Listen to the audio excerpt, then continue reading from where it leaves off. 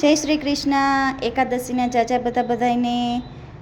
આજે આપણે બનાવશું ડ્રાયફ્રૂટ રોલ. તો એના માટે જોશે પહેલાં આપણે 50 ગ્રામ કાજુ, 50 ગ્રામ બદામ, 50 ગ્રામ પિસ્તા, 50 ગ્રામ અખરોટ, 50 ગ્રામ કોપરાનું છીણ, 250 ગ્રામ ખજૂર અને ઘી તમારી જરૂરિયાત મુજબ તમે લઈ શકો છો. તો સૌથી પહેલાં આપણે એક કડાઈમાં ઘી થોડું ગરમ મૂકવાનું.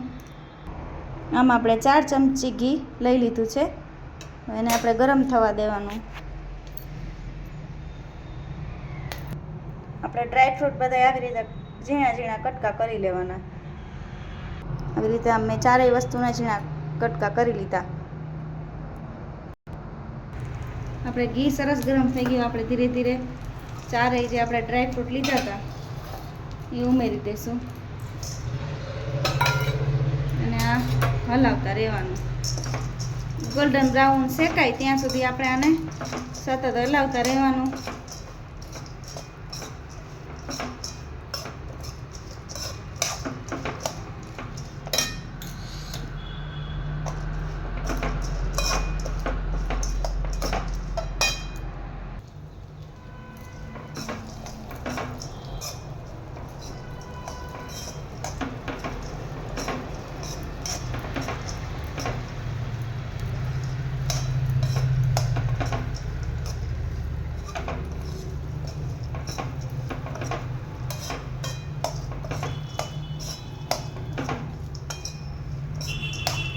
આપણે એકદમ સરસ શેકી લેવાના.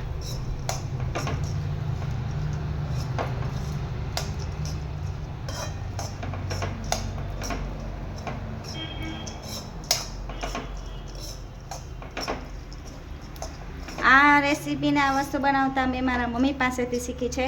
તો special thanks to my mom. અને તમને કેવી લાગે એ તમે કમેન્ટ કરજો.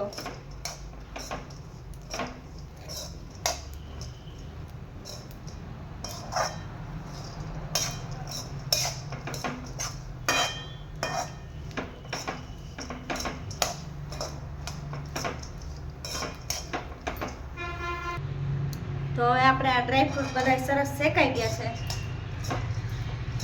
તો હવે આપણે આને એક વાસણમાં કાઢી લઈશું. તો હવે આપણે પાછું ફરીથી આ કઢાઈ ધીમા ગેસે મૂકી દીધી છે અને આપણે ચમચી એક ઘી એમાં ઉમેરી દીધો.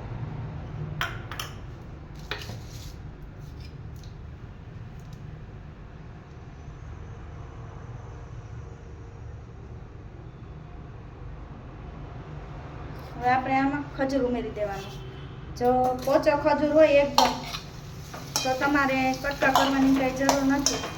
પણ જો કડક હોય તો તમારે ઝીણા કટકા કરી લેવા, જેથી બધો એક રસ થઈ જાય. ધીરા ગેસે જ આપણે ખજૂર હલાવવાનો.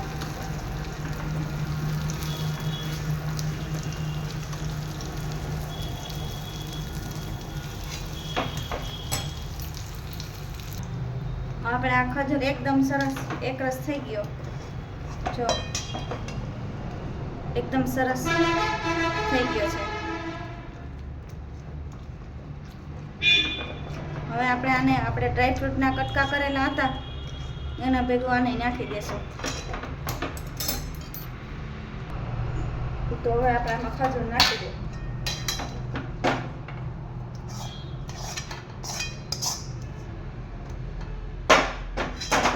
હવે એને ગરમ ગરમ હોય ને ત્યાં જ એકદમ મિક્સ કરી લેવાનું.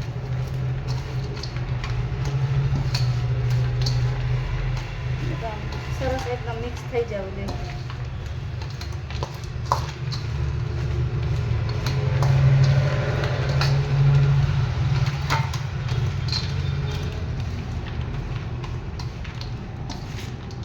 મારા ઘરના બધા વ્યક્તિને આ તો બહુ જ ભાવે અને ઘરનું જ ભાવે. બહારેથી લઈ તો એની આપણે કોઈ ખાતરી ન હોય કે આમાં સરસ વસ્તુ છે કે ચોખ્ખી વસ્તુ છે. આપણે ઘરે બનાવી હોય તો આપણે ખાતરી કરી હોય કે આમાં કોઈ જાતની ભેળસેળ નથી. આપણે ઘરનું ઘી હોય એટલે સરસ વસ્તુ બને. ઘર જેવું તો થાય જ નહીં, તમે ગમે એટલા પૈસા દો ને તોય. ઘરનું એ ઘરનું જ કહેવાય. જો તમને બહારનું ખાતા હોય તો તમને ક્યારેક મન થાય ઘરનું ખાય. ગમે એટલું બહારનું ખાઈ સંતોષ ના થાય. ઘરનું આપણે સ્વાદિષ્ટ હોય, શુદ્ધ હોય, એટલે મીઠું લાગે.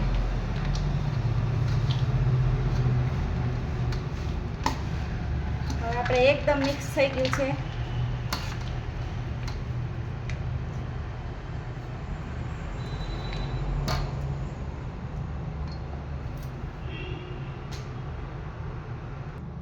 જો એકદમ સરસ મિક્સ થઈ ગયો છે ને. હવે આપણે અહીં એક રોટલી વણતા હોય એ પાટલો લઈ લીધો. હવે આવી રીતે આમ ખજૂરનું જે આપણે બનાવ્યું હતું એ લઈ લેવાનું અને આમ આવી રીતે આમ કરી નાખવાનું, આપણે રોલ જેવું.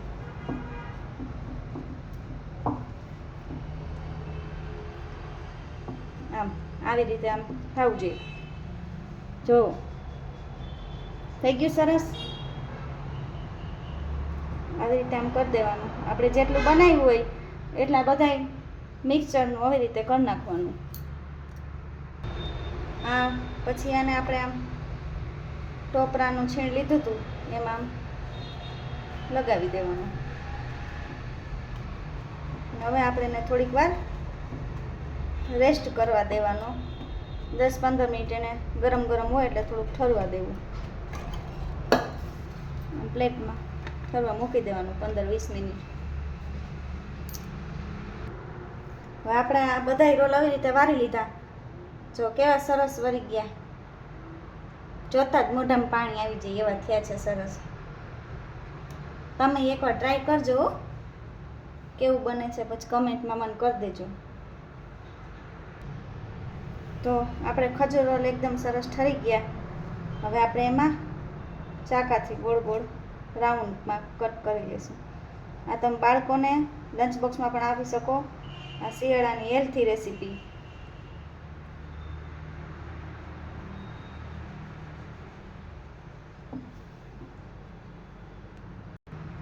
જો તૈયાર છે આપણા ખજૂર રોલ. આને તમે આવી રીતે નાના નાના બનાવી શકો, નાના નાના લાડવા પણ વાળી શકો અને આમ રોલે રોલ રાખવા હોય એમ પણ રાખી શકો.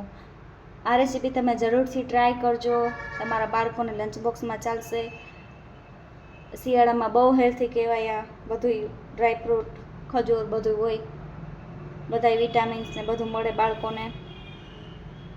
અને મારી રેસીપી ગમી હોય તો તમે મારી ચેનલને સબસ્ક્રાઈબ કરી દેજો, લાઈક કરી દેજો અને મારા વિડીયોમાં કમેન્ટ કરજો કે તમને મારી રેસીપી કેવી લાગી અને તમે ઘરે બનાવી તો કેવી બની.